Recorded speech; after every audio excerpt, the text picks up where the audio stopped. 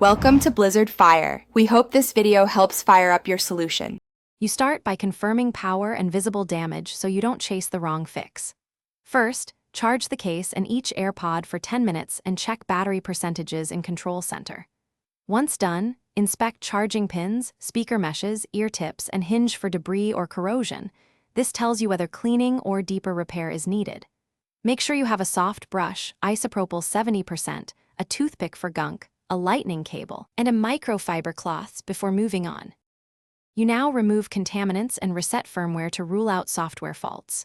Begin by gently brushing speaker and microphone meshes, then lightly dab a cotton swab with 70% isopropyl. Never pour liquid, so you remove oils and earwax that block sound. Next, put both AirPods in the case, close the lid for 30 seconds, open it, and hold the rear button for about 15 seconds until the status light blinks amber then white. This forces a factory reset. Afterward, repair to your iPhone and test audio, mic, and you handle persistent problems by isolating hardware causes and choosing repair paths. For charging faults, inspect and clean the case pins, try a different lightning cable, and test a known good charger so you eliminate cable or outlet issues.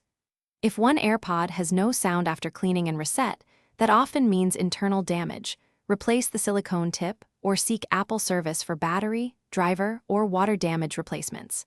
If nothing fixes it, use your warranty or Apple Care, or choose a certified repair to avoid further damage. Thanks for watching. If you found this helpful, don't forget to like and subscribe.